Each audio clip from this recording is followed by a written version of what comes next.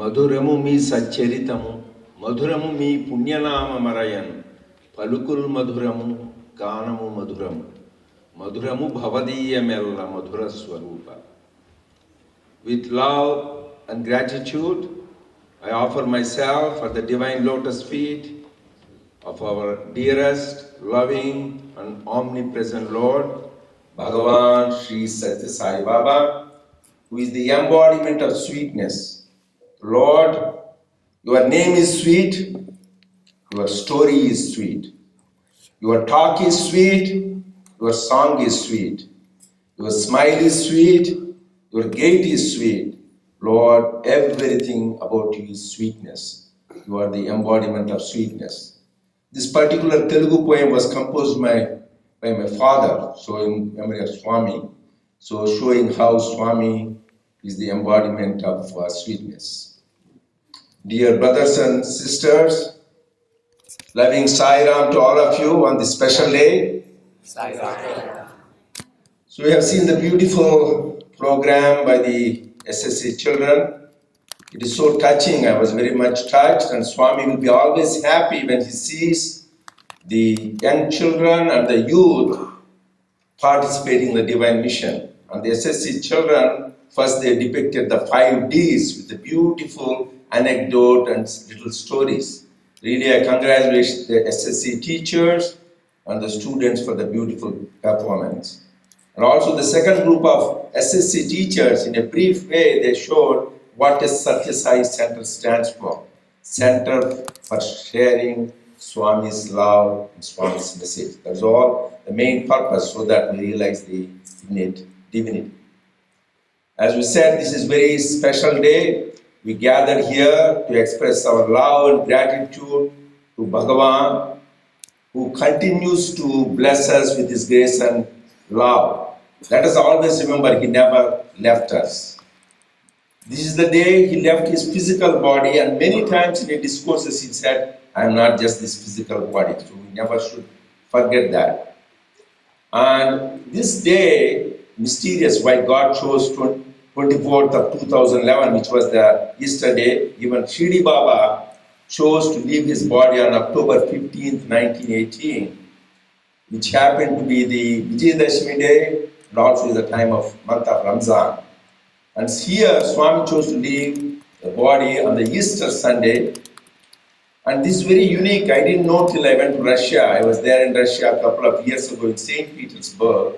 They were celebrating Easter almost a month after we celebrated Easter here. What is happening? No, Orthodox Easter, we celebrate on a separate day, they said. Separate time, because our calendar is different, the lunar calendar from the Gregorian calendar. Then they said, I learned the first thing in 2011, April 24, one of the very rare occasions, both the Orthodox Church Easter as well as the Catholic, the Western Easter happened to be the same day. Right? We didn't know that. So Swami, everything we don't know, the inner significance, how is this Easter which combined both the Eastern Orthodox as well as Catholic and the Western Easter.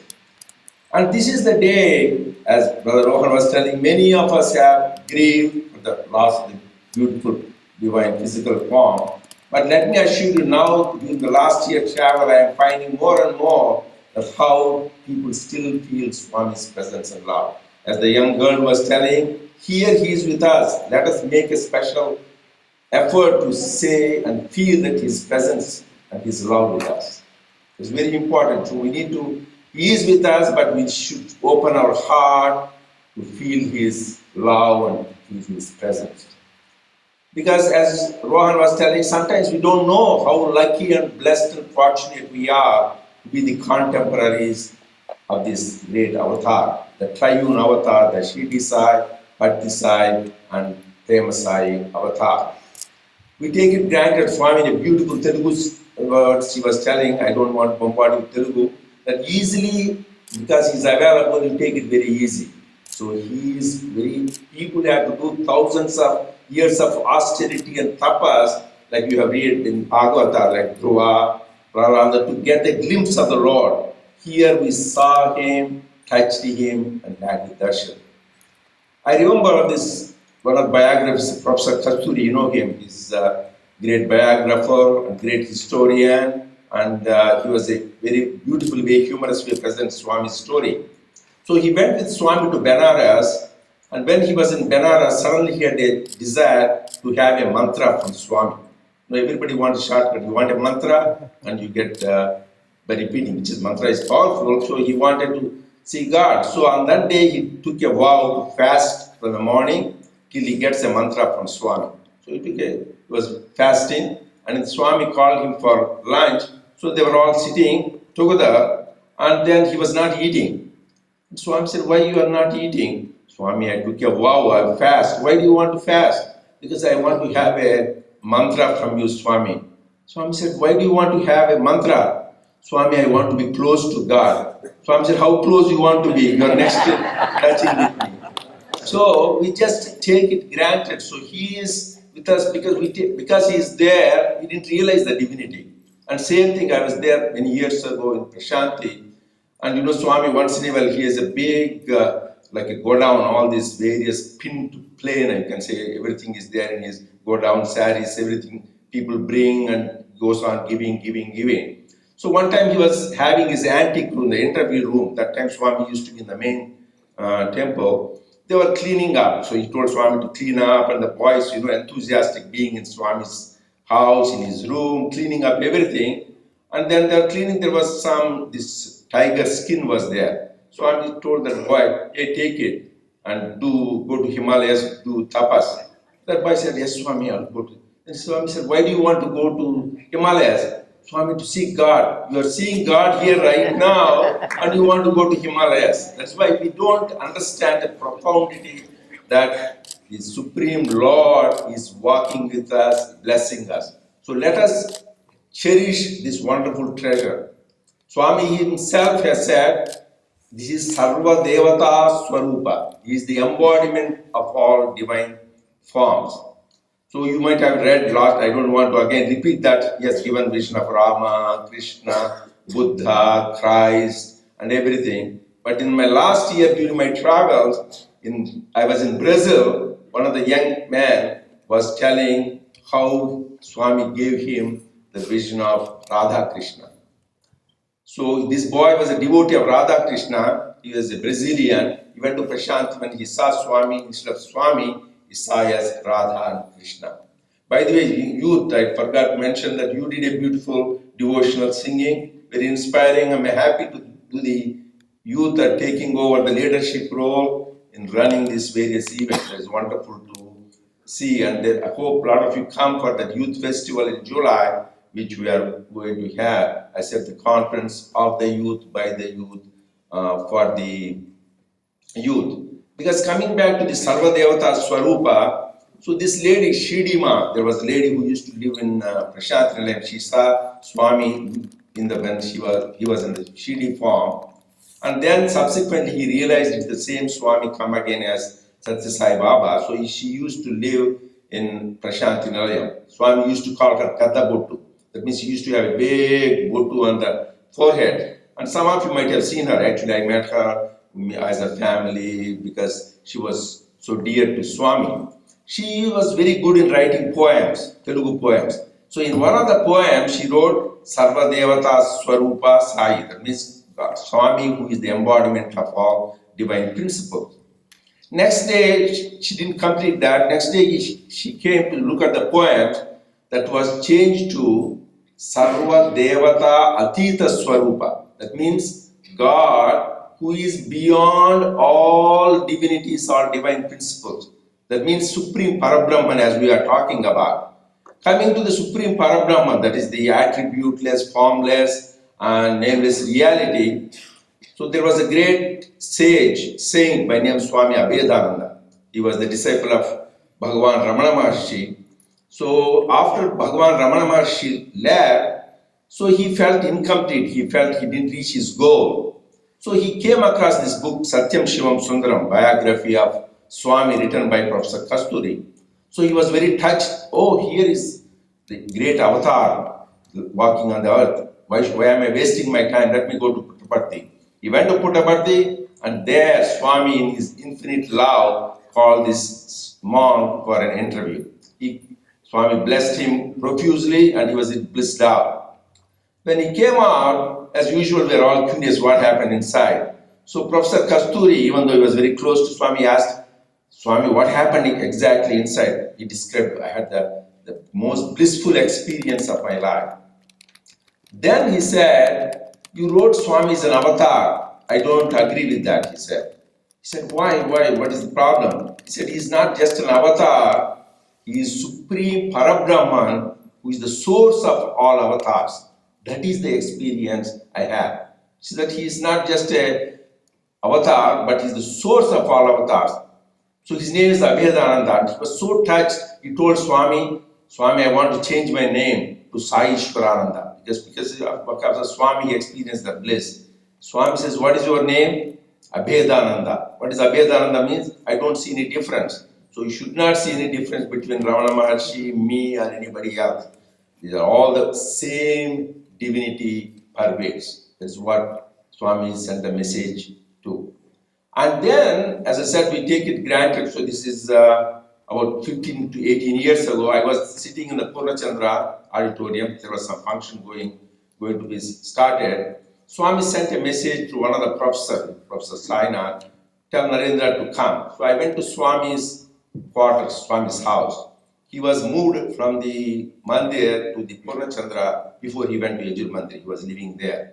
So I was with Swami sitting at his divine lotus feet, massaging him, and he was feeding me. I was in bliss, being with God. What else you want? You don't forget the whole world. I was very happy, and I told Swami, let this experience continue. Swami was laughing, and then he said, then I made one statement. Swami, when you come as a Premasai, I want to come back and have this close proximity. Then Swami became very stern. Why do you want to come back again? Why do you want to come back again? Then I come as Premasai. I am the Premasai. Because what is Premasai? Sai, who is the embodiment of all love. He says, why do you want to come back? You have experienced my love. Or you should determine this should be my last life. You should have that. You don't want to repeat this cycle of births again and again. Why I am sharing this is all of us who have experienced his love, we should be one-pointed. We have seen him, experienced him, touched him. What more we want? Now we need to live his message and make sure, take a resolution. This will be my last life. I don't want to repeat this cycle of births and deaths. Because he's the golden opportunity has given. If we don't make use of it now, when will? So this is, if not now, when? If not us, who? That is what I say. We need to have that resolution. If we don't make use of this, and we again waste our time in the material pursuits, you know what will happen? People who have Shirdi Charitra, you can be born as lower animals. You could be a goat, or a dog, or a snake, or a frog. So let us, at least from human, we need to go to the divine, not go back to the animal stage. For that, we need to practice his message.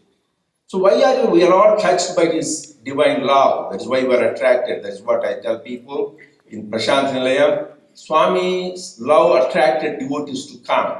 We should still continue that pilgrimage center to be a place where people experience his love. Same thing as the girl said, Sathya center, wherever we are, any meeting we have, people should feel that unconditional, pure, divine love of Swami. Otherwise, we are not serving any purpose. It is like any other meeting. And there is the way we share his message. So that is the way we share his message. And every one of us here, I know we all experienced his love. That is what touched our hearts. I will just share you glimpses of a couple of his love. So sometimes this happened, many experiences, but I will just share a couple of them. This is the Swami, our children, we used to go every summer to Prashant Nilayam. And then one summer we were there together with Swami. They were teenagers. Swami said, and because both are girls, so I will perform your marriage and I will do with the military band, he said. I thought Swami is joking. He cuts lots of jokes, he's plays with us. Then in 1995, in June 8th, Swami performed the wedding of my first daughter, Kiran. She's in Florida right now. Actually, some of you are present in the wedding. I can see some of the faces you are present. I know a lot of you. Swami acted like the father of the bride.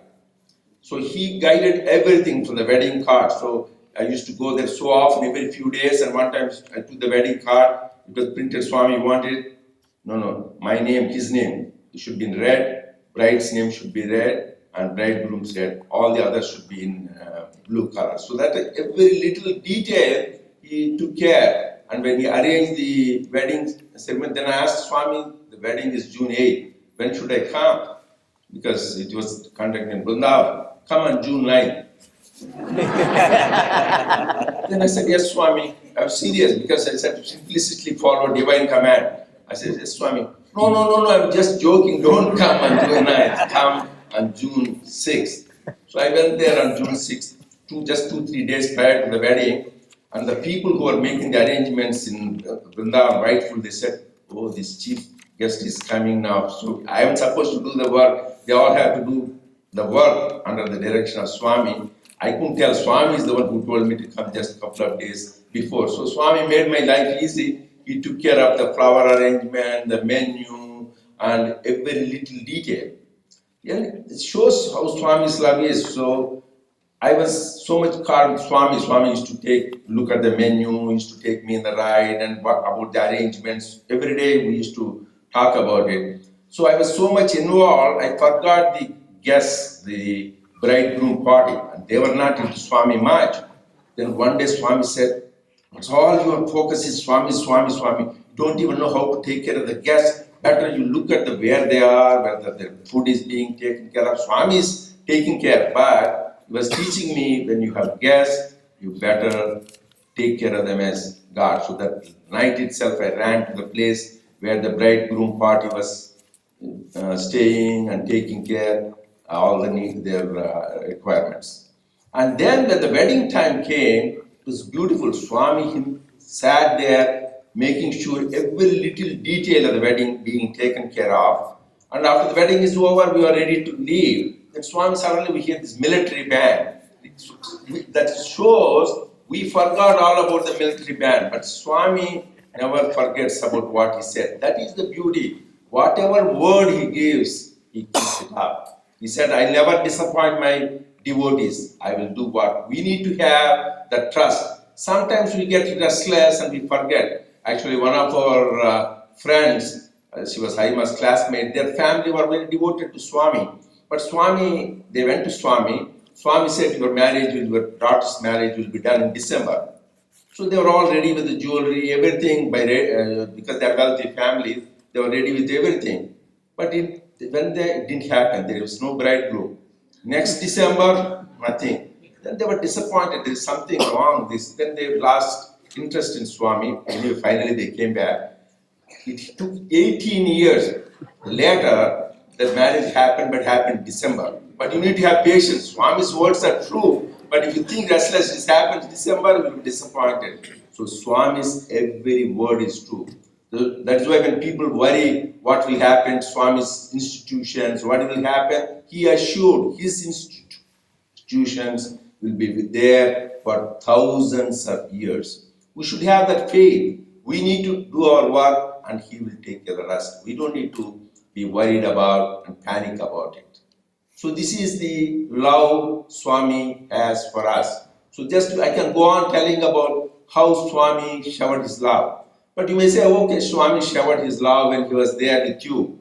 Let me tell you, even now, he is showering his love and grace on each one of us.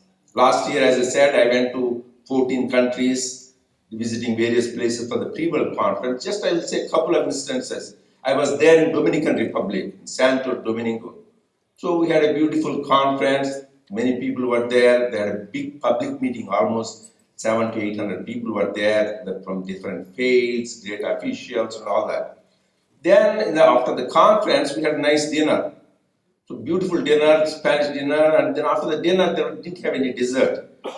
That time, I had a weakness for sweets. By the way, every place when I like sweets, people give me lots of sweets. Now on, I'm not eating sweets, so don't. So that time I used to have weakness for sweets. So they didn't have dessert. I was a little bit disappointed. So I wanted to tell John Benner and Leonardo Guter, they were in charge, hey, what happened? You don't have a dessert. But I didn't want to hurt their feelings because everything was good just for the dessert. So me and Leonardo Guter were going back to our room. Just about to enter the room, then one lady comes. Sir, can I disturb you for a minute? I said, okay. This nice pudding, this cake, I want to give to both of you. Is it okay? I said, Swami, just even a casual thought. So is that how he takes care of that little desires? That is this beauty of Swami. Every little thing he takes for each one of us. And then there are many experiences like that in Colombia. But one I will tell you, Dubai. In Dubai, we had a pre-world conference. They put me in a nice room there, a hotel room which is overlooking the ocean, the beautiful view. So next day they said, Dr. Reddy, you want to go around, we'll show you some places. What are you interested? I'm not interested in shopping or these places. If there's any unique place, either of a spiritual interest or a historic interest, anything unique I want to see. Next day morning we got up, I looked at the window, I can't see the ocean, nothing I can't see. What happened? I never knew that.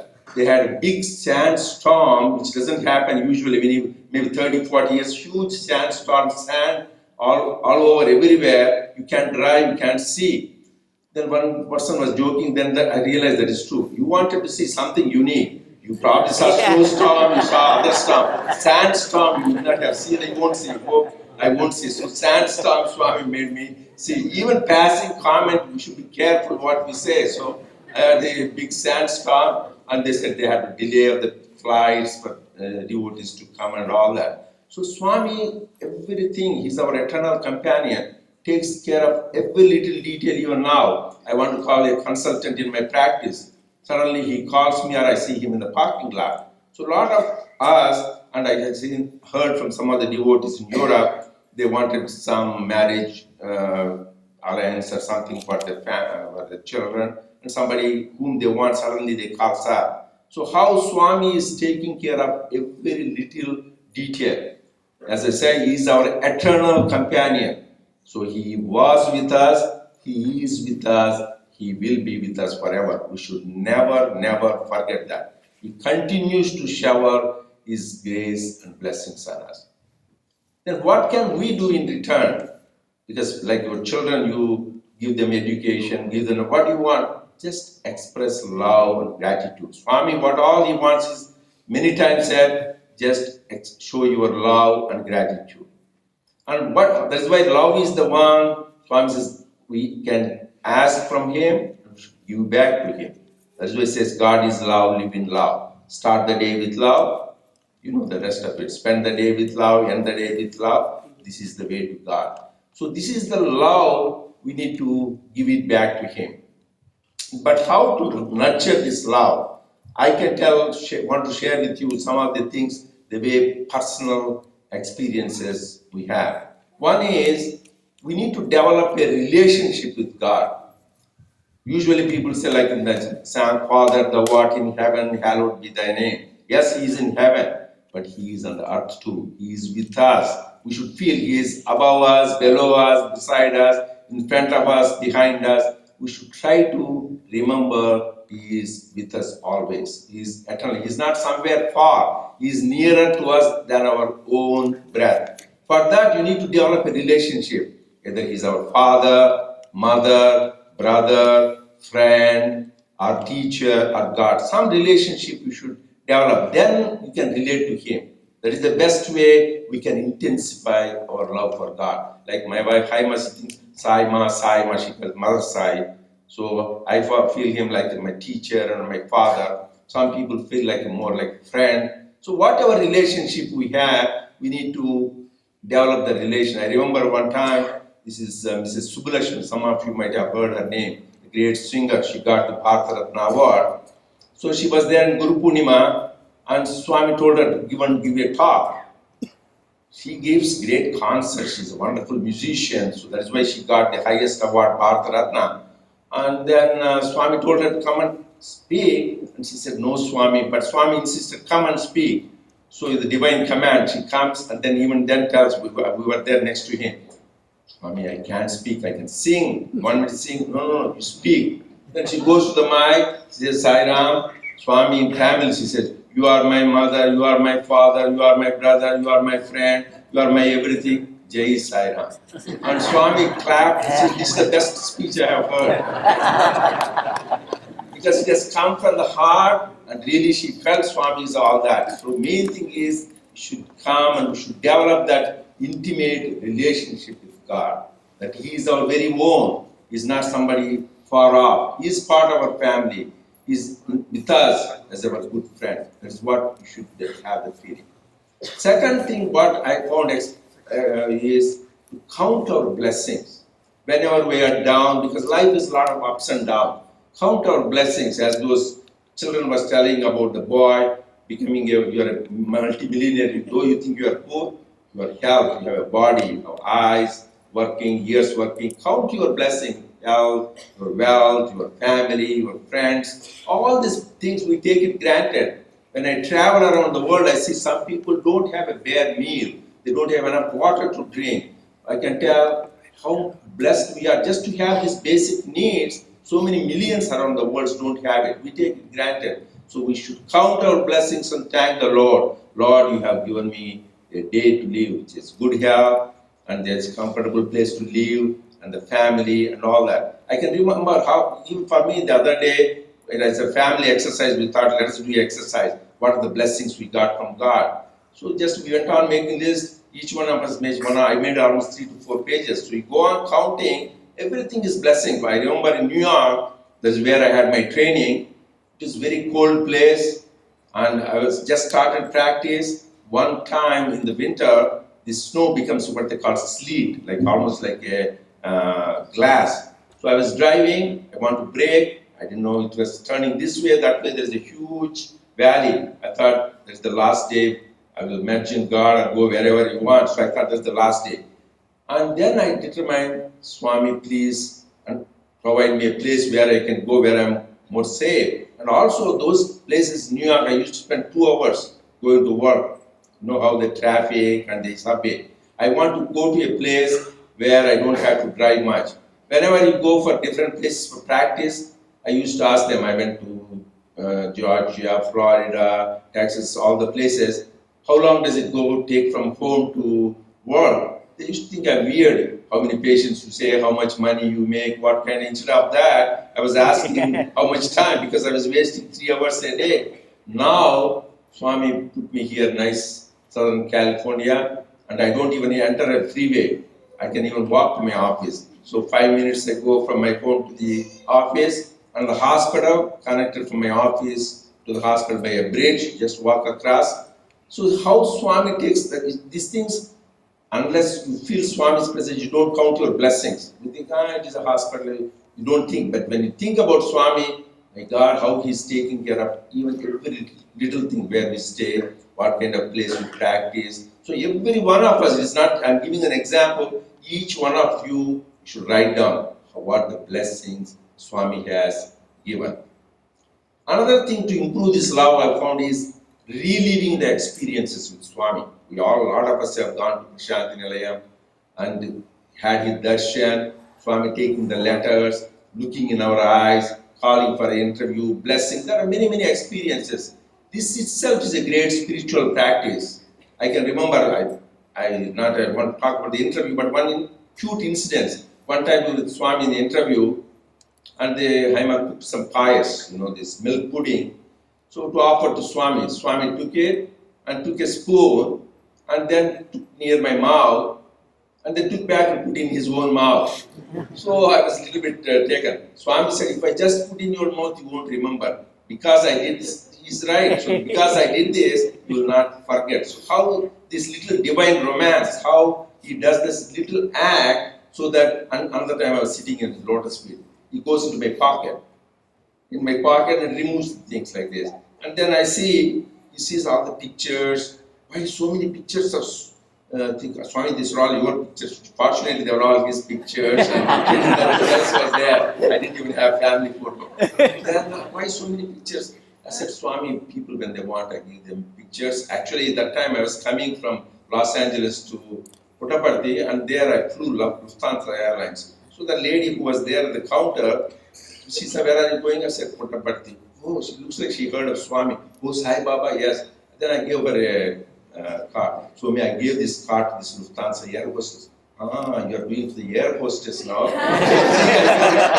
Swami, everything is, you need to be careful. But these are the little things which you relive and just transported in his presence. And so many of us have different experiences. Another experience I remember is where Swami plays these games. So me and my second daughter Harini, we just went to Prashanti at that time, and that was a Christmas occasion. So I gave talk, and Swami was talking to me often, and every day he said, "Oh, who else came?" Just my daughter came, Swami, she had a few days off. "Oh, I'll tell her I'm going to talk to her and go call her tomorrow." The next day came, he was not talking. She was there for only 7-8 days. Every day she used to call, "Oh, Swami said he's going to talk to me." Every day he used to say, "When is she going?" Every day went on, he didn't talk to her at all. The last day came, and she was about to leave. I could see from a distance she was crying because if he didn't say that it's okay, her high expectations, he will call and talk, and she has to leave because it's the time of bhajan time. After that, Swami goes back after Aarti. Then he says, "When is your daughter leaving?" And he says, "Swami, she is leaving now." Buddhilya, he says, "You don't have son. Why didn't you tell me?" "I'm telling every day." He is the greatest actor. He wants you. I said, "What can I say? I have been telling you every day and you asking the same question." So drama. He said, call her. I said, she came all the way among the thousands and then came and then Swami said, "Take Father Namaskar." And then they gave her a vibhuti and then asked about the family and talked. So she had all the 3 a day stretch. So the darshan, sparshan, sambhashan, vibhuti, everything. So, but he tries to tease, but these are the experiences you just remember and recollect, and just every one of us, we should try to do that when you went for darshan and what has happened, then it will be transported into that divine presence of Swami. This is one exercise, it will be good. And fourth important thing is, do his work. Actually, a couple of days ago, we had Hanuman Jayanti. Swami often talks about, and he put the statue of Hanuman in the Hillview Stadium on the top, 65 feet. Of all the things, that is the biggest one. Because it shows God gives more importance to his devotee than himself. And Hanuman is an example.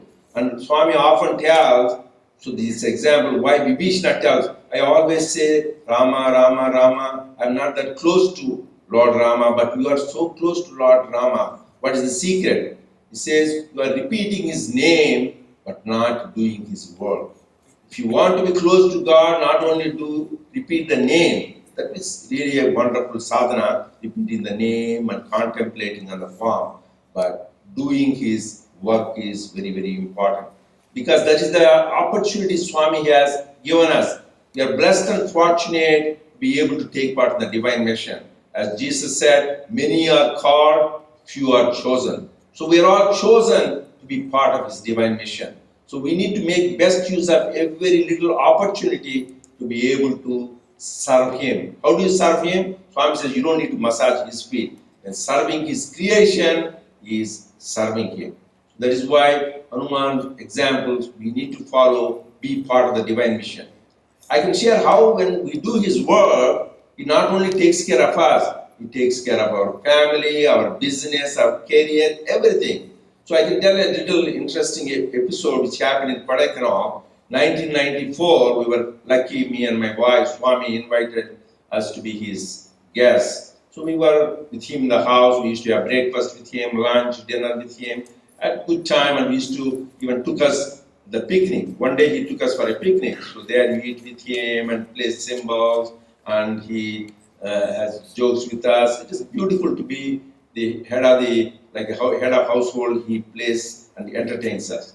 So that time when we are going, so we got out from the car, and then Swami saw these ladies, poor ladies, they were carrying on their head the firewood. They have to sell the firewood, make their living. And then Swami, I was behind Swami. Swami looked at me and said, I want to give 100 rupees for the lady. So you see, I don't have any pockets. I don't have money. Do you have money to give? I said, Swami, it's a privilege. Swami, 100 rupees I had it, I gave it to Swami. Swami right away gave it to that woman and she was very happy. So the picnic is over and the evening we could go back to the house. In the evening we were few students and the guests were there and then Swami says, Narendra, come. So I go there, sit at his feet. He gives me 500 rupees. I said, Swami, you gave me the money, I had to give back. No, Swami, please forgive me. This is your money. You gave me, I gave back your money. So please, did I do anything wrong? No, you take it. So I insisted, no. This went on 2 or 3 times. Then Swami said, if you don't take it, I won't talk to you. So then I said, okay. Then I said, okay, give it to me, I said. Then he gave this 500 rupees. Then I said, Swami, I gave you 100 rupees, this is 5 times multiplied in a couple of hours, it's a good business. 5 times multiplied. So doing business with God is good. So he just showed simple example, just to do little thing. Let's say Swami says, you take 1 step towards me, I will take 100 steps. You shed 1 tear for me, I will wipe hundreds of tears. So just what all we need to take that first step. So he is there, but we need to be involved in his work, do that. That is our blessing. Let me tell you, God doesn't need us. Swami doesn't need us. His mission, he said, he will go on with or without us. If we participate, we are the one who will be blessed. We are the one who will be fortunate. So we should remember that. Another thing is, if you want to improve love for God, we need to follow his message, follow his teachings. Even Jesus said, what is the use of you calling Lord, Lord, Lord? You don't do what my Father commands. Similarly, says Swami, you call Sai, Sai, and you don't do what I say. So we need to really study his divine teachings and practice. More important, not only study, by practice. Swami gives an example. Oh, I know, tell the truth that the girl was telling, the 3 filters, like that. So are you really practicing them in your life? That is more important. Swami said the example of a husband and wife. So this husband is a little bit lazy, take it easy guy. So then one night they were sleeping and suddenly they saw somebody open the door, burglar.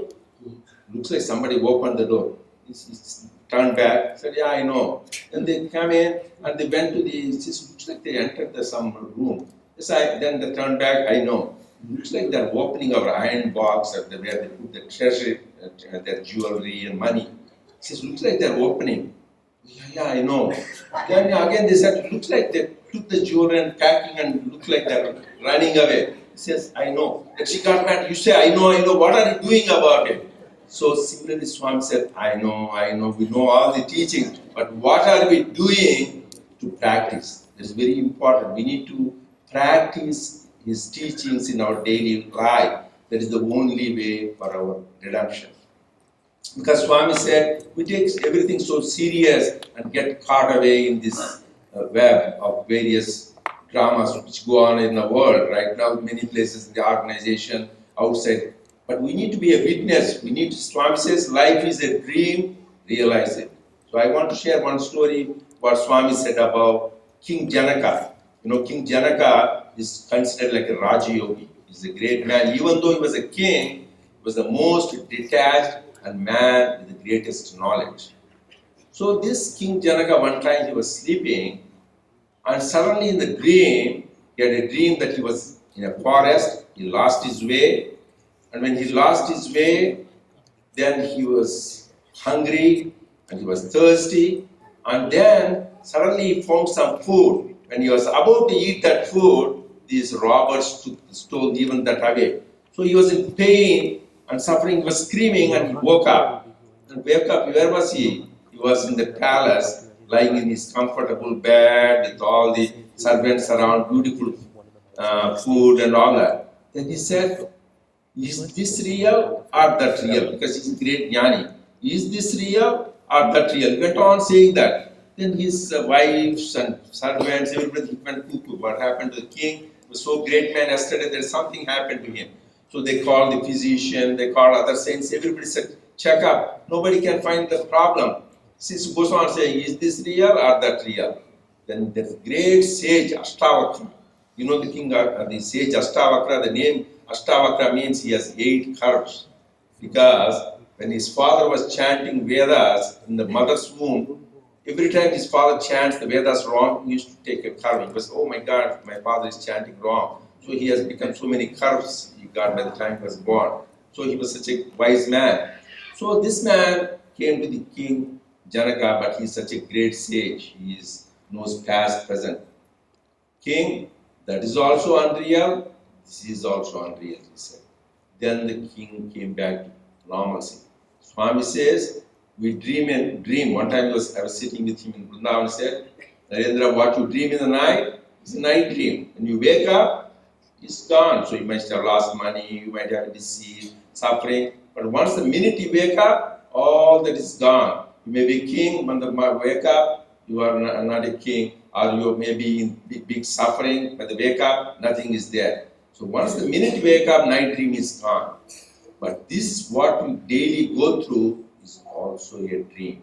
Clearly remember, this is a daydream and that is a night dream.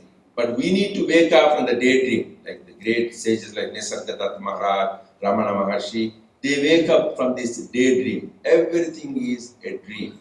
Then I told Swami, that means Swami, you are also a dream. Because we see him in the daytime, so you are also a dream. Then Swami made a profound statement. I am there in all the stages. That means in Jagrat, Susupti, Swapna, Turiya. I am there in the wakeful stage, and also I am there in the deep sleep and the dream stage and Turiya, one which is beyond it. All the stages I am there. That is consciousness. That is Janaka was taught that everything is unreal, only that I is real. That like Vivek was talking about that Avaduta having the gurus, Swami is so, we are fortunate. We don't have to have 24 gurus. All the 24 gurus are combined in this one guru, the guru of gurus, the universal teacher, supreme teacher who showed us the way. When you follow his teachings like this, then you develop the sense of peace. So what is the result? How do we know we are having spiritual progress? I'll just end with this. One is equanimity. So people say samadhi, people go into dharana, dhyana, samadhi, people who do meditation, 12 minutes you do, that is called dharana. 12 times 12 minutes is dhyana, that is a unit of meditation, 144 seconds. And 12 times that is called samadhi. But Swami says this is not samadhi. Where samadhi, people say body consciousness is lost. As a Swami says, you take a bottle of whiskey and you body consciousness, that's not samadhi. So because you lose body consciousness, it doesn't mean. Real samadhi, samadhi, that means you are equal-minded. That is the real stage. Once you are equal-minded, you are in the stage of samadhi. That is what Swami said. We need to develop that attitude where in all ups and downs, let me tell you, it isn't the experience of everybody, whether you're a king or a pauper, whether you are wealthy or poor, you are scholarly or ignoramus, everybody goes through the ups and downs in life. There's nobody who is immune. That's part of life. That is why Lord Krishna says, Anityam asukham lokam imam prapya bhajaswam. This whole world is temporary and a lot of pain and suffering. Just wake up from that. So try to maintain that equanimity. Once you maintain that equanimity, you are really achieved the goal. That is why Lord Krishna says in Gita, Samatvam yoga uchyate. Maintain the samatva. Equanimity itself is yoga. Just when you are not affected by praise and blame, loss and profit, honor and dishonor, success and failure, you are there same in all stages. That is the stage of samadhi. That is why Adi Shankara says, Nischala Tattve Jivan Mukti. People say how to get liberated. Just being that steadfast mind and calm, that is itself Jivan Mukti. That means you are liberated while alive. So if you maintain that stage of equanimity, you don't need to do anything but die to go to liberation. No, Jivan Mukti, the very fact you are same in that all stages, that itself is Jivan Mukti. Then nothing will bother you. Like the great sages, two people we can think about. Some of you heard of Mother Kunti in Mahabharata. So she prayed to Lord Krishna, Lord, give me more and more sufferings so that I am able to think about you. That is the kind of thing we should have. Lord, give me the suffering as long as I can think about you. And the second one I can think about Job. Job of the Old Testament. Anybody know here Job of the Old Testament? Good, couple of people. So this Job, he was all a great devotee of the Lord. But the Satan said, oh, because everything is comfortable to him, that is why he adores you, worships you. Give him some trouble, then you know the real matter. So what happens? His property is taken away. He loses his cattle those days, and all his property. Then all his children die, and finally at the top of it, he gets a disease. He gets boils, malignant boils all over. So even his wife says, now curse God. He has taken away everything. He has taken away our family, our property, even our health. Why do you still praise him? Then beautifully Job says, Lord hath given, Lord hath taken away. Blessed be the name of the Lord. So just you should have that. He has given us everything, our energy, talent, everything is his. It's not ours. That's why even Islam there is Allah liya, Allah diya. So Allah has given, Allah has taken away. That conviction if you have, you won't be perturbed. These are the examples, people who live those teachings. And second thing is, Swami wants us to live in bliss, Ananda. That's why even his 108 names, Anandaya Namaha, Anandadaya Namaha. He is embodiment of bliss. He came to confer bliss on all of us. So we need to make the practice to live in bliss. But bliss, people think, oh yeah, just I have good food. Yeah, we are happy that time. That is the pleasure interval between. You listen to good music, or have good time with some entertainment show. These are all pleasures. We don't confuse with bliss. There is a Upanishad called Taittiriya Upanishad. Even Swami quotes about from that. There is a thing called Anandavalli, where he says, what is about Ananda? So there is a discussion between the teacher and the student. What gives a unit of happiness? Manushyanandam, that means man's happiness is a unit. Like a man who is very healthy, has a good family, has good pleasures, good everything, that is unit of happiness. This Brahmananda, ultimate bliss which we are talking about, is 10 times 10 to the power of 10. Like first, I don't want to dwell into the too much. First stage is Manushyananda. 100 times that is called Manusha Gandharvananda. 100 times that is Daiva Gandharvananda. 100 times that is Pitruananda. 100 times that is the Devananda. 100 times that is Indrananda. 100 times that they say Bruhaspati Ananda. 100 times that is Prajapati Ananda. 100 times that is Brahmananda. You can see we are caught up in this little Manushananda, little pleasure. 10 to the power of 10 is the Brahmananda. To get that, how much intense sadhana, how much we should do. And here we have the Lord has come to show us the way how to experience that bliss. That's what he says. One of the letters he wrote to his brother, he says, I incarnated just to comfort the bliss on all of us. So we need to think about just to get a little pleasure and to go to college, get a good job, how much sacrifice we do. And we are talking about this great Ananda, which is 10 times 10 to the power of 10. So you can imagine how many, does anybody know calculation, how many millions or billions? 10 to the power of 10. So that much Ananda you will have. You can't even comprehend. That is why Taittiriya Upanishad says, Yathavacho nivartante aprapya manasasaha.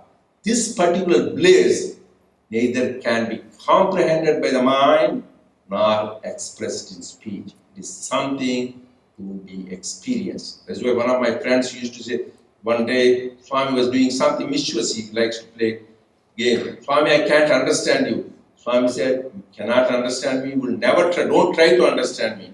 Just experience my love and enjoy my love. That is what we all can do. So I pray to Bhagawan to bless all of us so that we live in his love and let our lives be his message. Jai Sai Ram.